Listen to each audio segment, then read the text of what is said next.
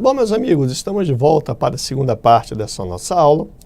Estamos examinando a evolução histórica dos direitos humanos e já falamos sobre antecedentes remotos, estamos começando a abordagem dos antecedentes próximos, que dizem respeito a uma série de documentos e a linhas de pensamento de alguns autores. Quanto aos documentos, eu mencionei vários documentos históricos importantes, alguns deles nós estudamos na aula de constitucionalismo, no módulo 1, e por isso eu vou aqui, nesta aula, dar uma atenção maior a outros aspectos importantes da evolução histórica dos direitos humanos, que não se referem exatamente àqueles documentos, porque esses documentos, como mencionei, são estudados em outro momento do nosso curso. Bom, quais são outros aspectos importantes da evolução histórica dos direitos humanos que eu selecionei aqui para conversarmos nesta aula? Bom, o Concílio de Valladolid, de 1550, o debate entre Bartolomé de las Casas e Juan René Sepúlveda, o Five Knights Case, da Inglaterra, 1627, a Petição de Direitos, a Petition of Rights, da Inglaterra, de 1628, a Lei de Habeas Corpus, o Habeas Corpus Act, da Inglaterra, de 1679, é o caso Jenks, o Bill of Rights, da Constituição dos Estados Unidos, a formação e construção do Sistema Internacional de Proteção aos Direitos Humanos e a Declaração Universal dos Direitos do Homem, de 1948, são alguns dos aspectos importantes e eu vou conversar aqui com vocês sobre alguns desses aspectos que nós selecionamos aqui. A começar pelo Concílio de Valladolid de 1550, no qual houve um famoso embate entre Bartolomé de las Casas e Juan René Sepúlveda. Bom, desde a chegada dos europeus na América, no final do século XV e no início do século XVI, houve um grande debate sobre a natureza dos nativos, a natureza daquelas pessoas que os europeus encontraram aqui. Conta a história que os europeus buscavam um caminho para as Índias e que aportaram na América. Se tivessem chegado nas Índias, teriam encontrado pessoas com quem os europeus pretendiam travar relações comerciais. Mas não chegaram nas Índias, chegaram em outro lugar, encontraram nativos, e aí que chamaram de índios, porque pensavam que tinham chegado nas Índias, mas aí logo perceberam que não tinham chegado nas Índias e houve um embate. Qual foi esse embate sobre a natureza dos nativos que eles encontraram aqui? Esses índios eram pessoas, tinham alma, tinham direitos ligados às terras e às riquezas que existiam naqueles locais.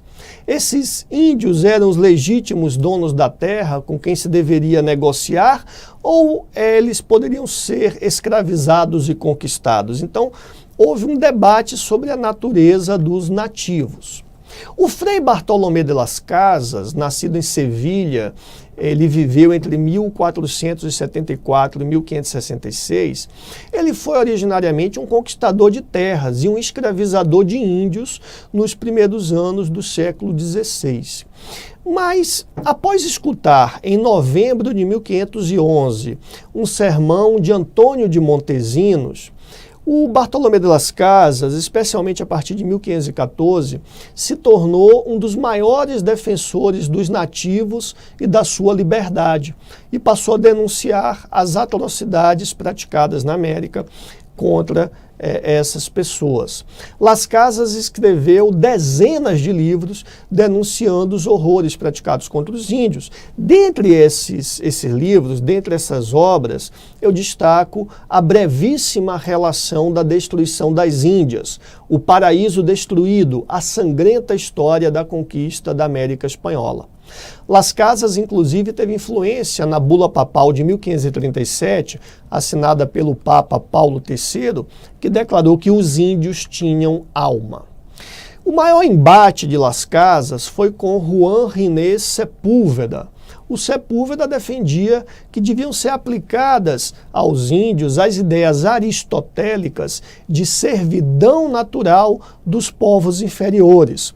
O Sepúlveda defendia que seria justo que os europeus dominassem e escravizassem os povos da América, os quais não teriam inteligência suficiente para governarem a si próprios.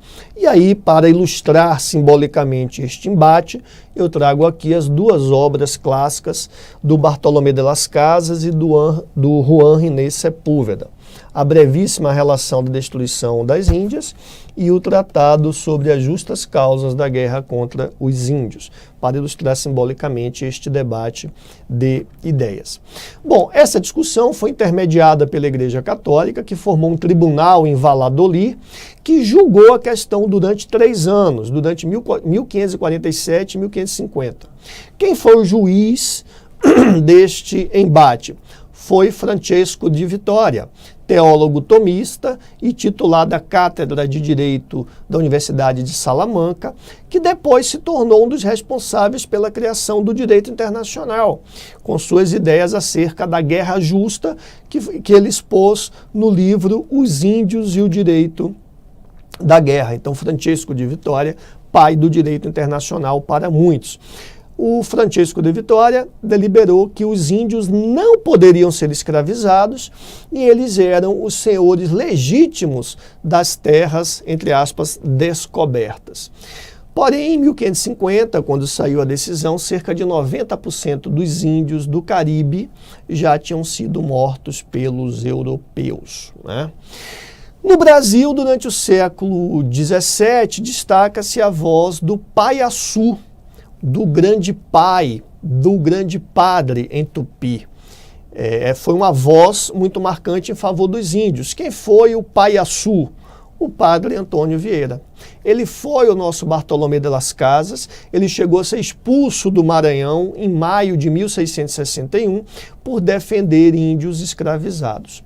Aliás, sobre os índios de São Paulo, o padre Antônio Vieira disse isto aqui: são, pois, os ditos índios aqueles que, vivendo livres e senhores naturais das suas terras, foram arrancados delas por uma violência e tirania e trazidos em ferros com a crueldade que o mundo sabe, morrendo natural e violentamente muitos nos caminhos de muitas léguas até chegarem às terras de São Paulo, onde os moradores delas, que daqui por diante chamaremos paulistas, ou os vendiam ou se serviam e se servem deles como escravos.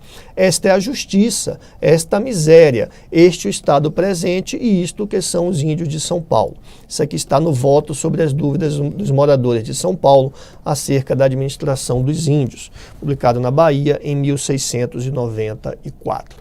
Então, o padre Antônio Vieira foi uma voz a favor dos índios, embora ele não tivesse, na verdade, muito apreço pela cultura indígena. A intenção era catequizar e, com uma nota também, o Vieira admitia a escravidão dos negros africanos, embora denunciasse também os abusos praticados contra esses escravos.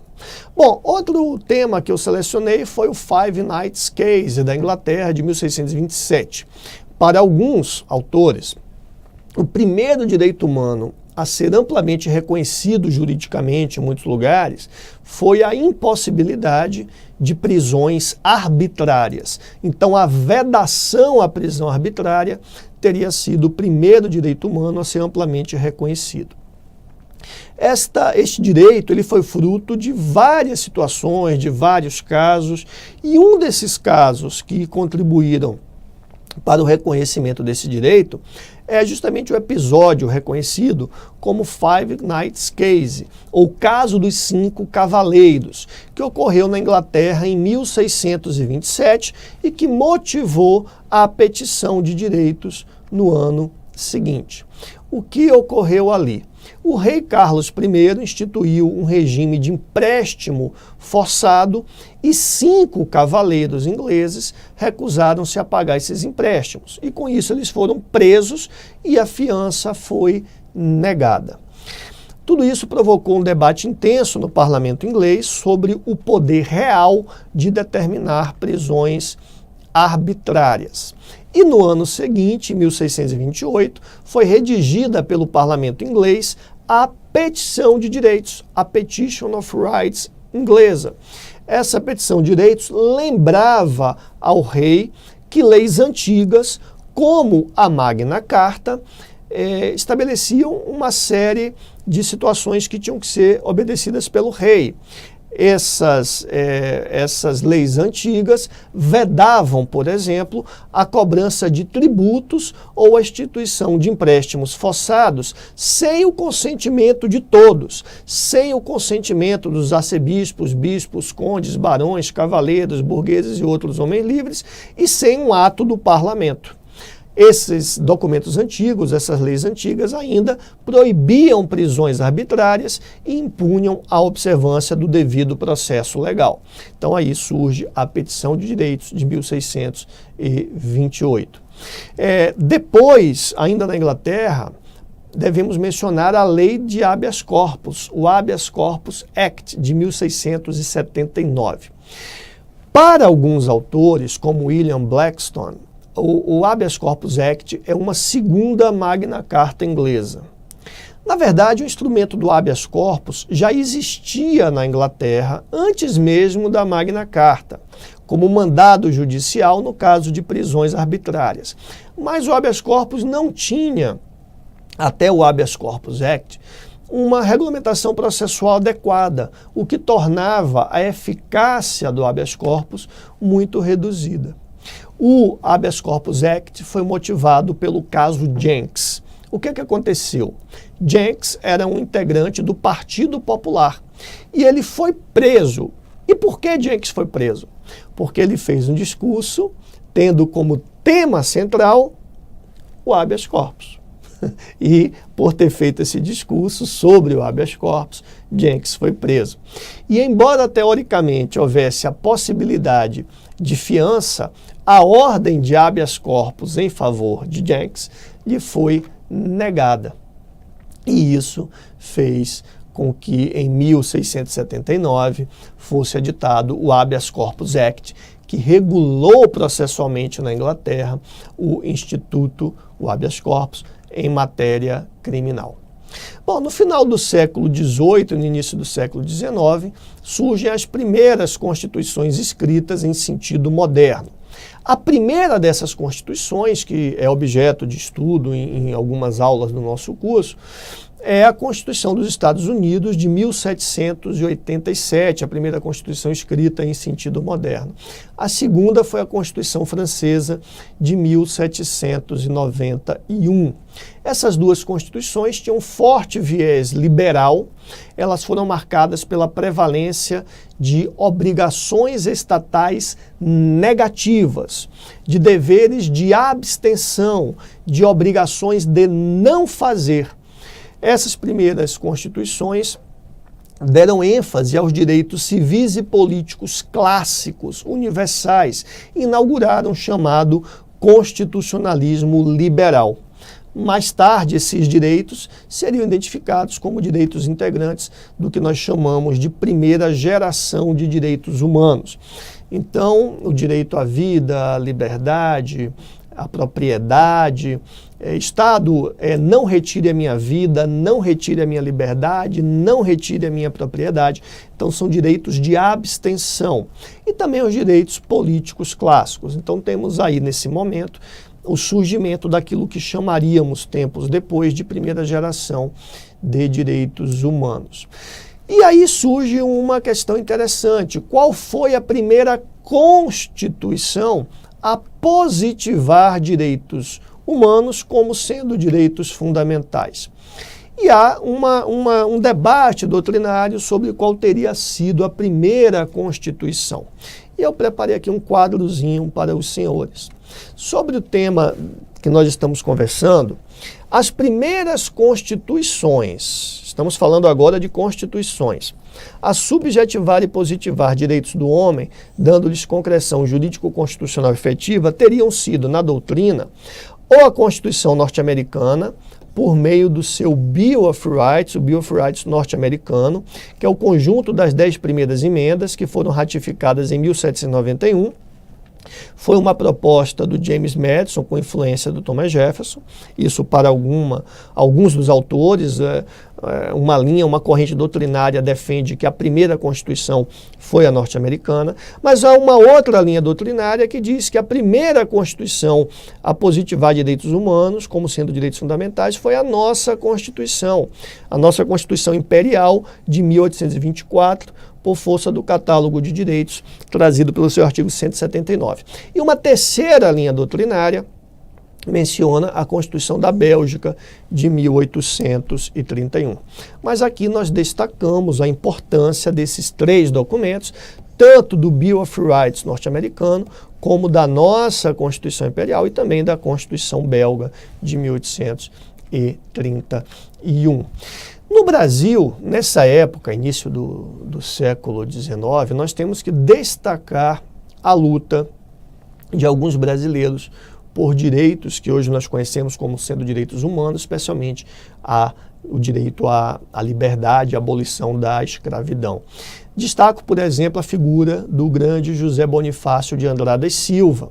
José Bonifácio foi eleito deputado à Assembleia Constituinte em 1823 e entregou a seus pares da Assembleia Constituinte, dentre outros, dois textos muito importantes. O primeiro, Apontamentos para a Civilização dos Índios Bravos do Império do Brasil. Nesse texto nós encontramos um programa de integração dos índios. E o segundo texto, a representação à Assembleia Geral Constituinte Legislativa do Império do Brasil sobre a escravatura. Nesse texto, José Bonifácio propunha, estamos falando de 1823, propunha o fim do tráfico negreiro e a emancipação dos escravos. Infelizmente, a nossa primeira Constituição, ela, em primeiro lugar, não foi fruto dessa Assembleia Constituinte, essa Assembleia Constituinte foi dissolvida por Dom Pedro I, que outorgou a nossa primeira Constituição, e essa primeira Constituição não tratou dos índios, nem tampouco aboliu a escravidão. Então, nossa primeira Constituição não agasalhou as ideias de José Bonifácio, mas ela trouxe, de qualquer forma, um importante catálogo de direitos fundamentais no seu artigo 179, com 35 incisos. E eu trago aqui apenas o caput do artigo 179 para lembrarmos. A inviolabilidade dos direitos civis e políticos dos cidadãos brasileiros, que tem por base a liberdade, a segurança individual e a propriedade, é garantida pela Constituição do Império da maneira seguinte. Bom, lembrando que nessa liberdade aqui, nós temos que lembrar mais uma vez que havia, infelizmente, escravidão no Brasil.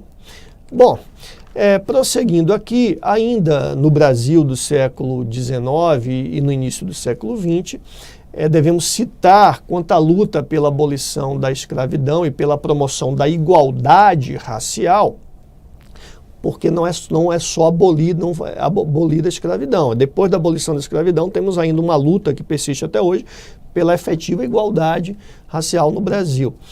Temos que destacar alguns nomes, além do José Bonifácio. Então, Joaquim Nabuco, Castro Alves, Rui Barbosa e Luiz Gama. Além disso, temos também uma outra contribuição importante para a questão dos direitos humanos, que é a contribuição de Euclides da Cunha, com sua obra Os Sertões, sobre o massacre de Canudos na Bahia. Então, a lembrança de alguns brasileiros, há outros muito importantes, mas de alguns brasileiros que têm uma história de vida ligada àquilo que nós conhecemos hoje como sendo direitos humanos. Bom, com a Constituição Mexicana de 1917 e a Constituição de Weimar de 1919, novos direitos surgiram, caracterizados agora por obrigações prestacionais do Estado.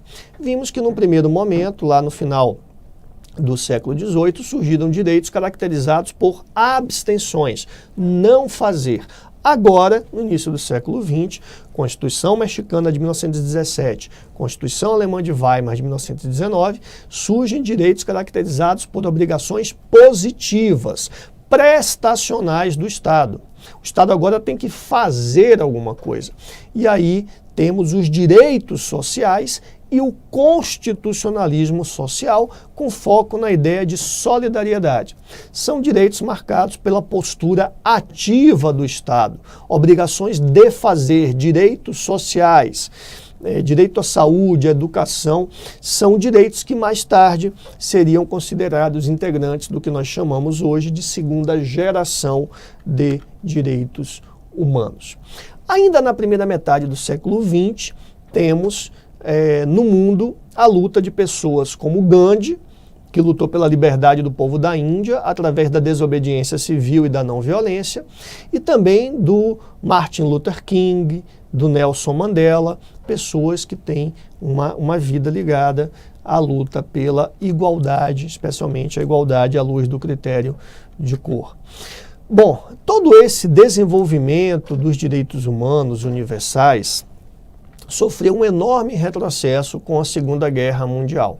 Mas ao final da Segunda Guerra nós teremos a reconstrução de um sistema, teremos o início da construção e não reconstrução, teremos a reconstrução da ideia de universalidade e a construção de um sistema internacional de proteção aos direitos humanos.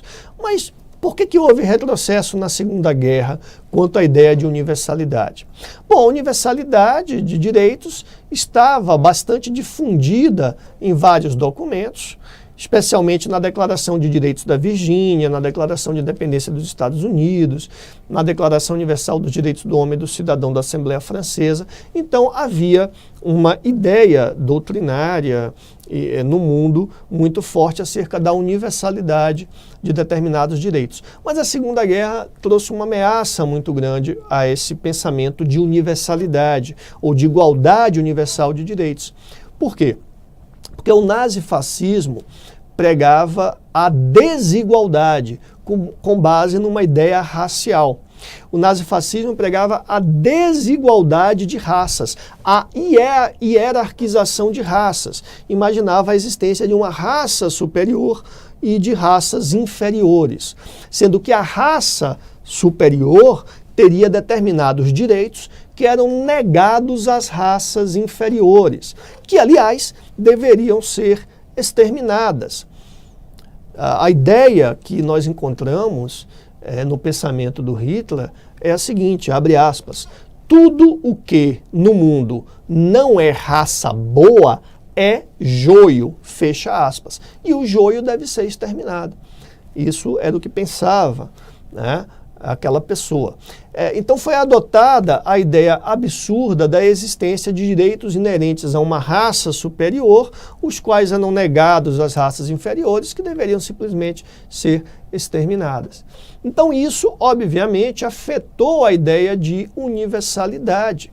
Isso fazia com que não fosse possível reconhecer direitos universais, direitos que pertenciam a alguém pela mera condição humana. Então, isso foi algo que presidiu o pensamento nazista da época. Isso foi fruto de uma série de fatores e contribuiu para esse pensamento o distanciamento que existia na época entre o direito e a moral. A validade do direito, da norma jurídica, independia de qualquer julgamento ou requisito moral. Para a regra jurídica valer, ela simplesmente deveria ser produzida conforme o procedimento pré-estabelecido. Se a lei foi feita conforme o procedimento previamente estabelecido, era uma norma jurídica válida que deveria ser seguida. Essa era a linha básica do positivismo jurídico. E várias decisões nazistas foram transformadas em normas de direito positivo alemão ou tiveram suporte nesse direito através da sua aprovação pelo procedimento previamente estabelecido. Então, é algo que levou a muita reflexão. Existe muita discussão entre a relação entre o positivismo e o nazismo.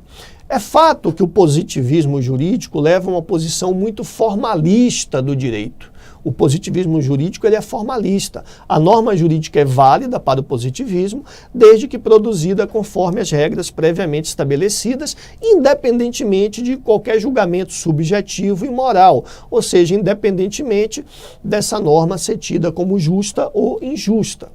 Essa ideia de que o direito se legitima por si mesmo, este formalismo legalista, o direito independe de julgamentos morais, terminou sendo útil em alguma medida para normas jurídicas nazistas que discriminavam judeus e outras minorias. Ademais, os nazistas, quando foram julgados em Nuremberg, no Tribunal de Nuremberg, eles se defenderam afirmando que apenas cumpriam as leis do seu país. Então, é algo que levou a muitas reflexões. Na obra de Kelsen, há trechos muito interessantes que demarcam a separação entre o direito e a moral. Kelsen escreve, por exemplo, o seguinte, abre aspas, segundo o direito dos estados totalitários, o governo tem poder para encerrar em campos de concentração, forçar a quaisquer trabalhos e até matar os indivíduos de opinião, religião ou raça indesejável. Podemos condenar com a maior veemência essas medidas, mas o que não podemos é considerá-las como situando-se fora da ordem jurídica desses estados. Fecha aspas. Isso está na teoria pura do direito. Então Kelsen dizia, olha, essas normas jurídicas, elas são detestáveis, mas elas não deixam de ser normas jurídicas por isso. Mas vejam bem, é muito controvertido e simplista afirmar que o nazismo foi positivista, ok? Na verdade, muitas premissas teóricas do positivismo foram desprezadas pelos nazistas, inclusive há quem defenda que o nazismo era antipositivista. Além do mais, Kelsen era judeu, foi perseguido pelo nazismo e teve que se refugiar nos Estados Unidos. De qualquer forma, após o nazismo, o positivismo entrou em uma espécie de declínio, porque o mundo passou a buscar a legitimidade do direito à luz de valores morais. O mundo passou a não aceitar mais a separação absoluta entre direito e moral, e isso implicou uma série de consequências, inclusive no chamado neoconstitucionalismo. De fato, depois da Segunda Grande Guerra Mundial, nós encontramos muitas novidades. Por exemplo, depois da Segunda Guerra, houve a reaproximação entre o direito e a moral, surge o chamado neoconstitucionalismo, tivemos a reconstrução da ideia de direitos humanos e da sua universalidade, e tivemos a criação de um sistema internacional de proteção aos direitos humanos. Tudo isso à luz da premissa de que o direito não se fundamenta no próprio direito. O direito não se fundamenta numa regra jurídica anterior que estabelece o procedimento de elaboração de novas regras jurídicas. Então, o direito não se legitima por si só. Uma regra jurídica não é válida apenas porque ela foi produzida conforme o procedimento previsto no próprio direito. O direito passa a encontrar sua fundamentação, no pós-Segunda Guerra Mundial, na dignidade da pessoa humana. Nesse ponto, nós precisamos discutir uma seguinte questão. Qual a fundamentação do direito, em especial dos direitos humanos? Ou seja, o que fundamenta a existência do direito e dos direitos humanos? Por que eu posso dizer que o direito existe? Por que eu posso dizer que os direitos humanos existem? Bom, este é o tema com o qual nós vamos recomeçar no nosso próximo bloco, depois do nosso próximo intervalo.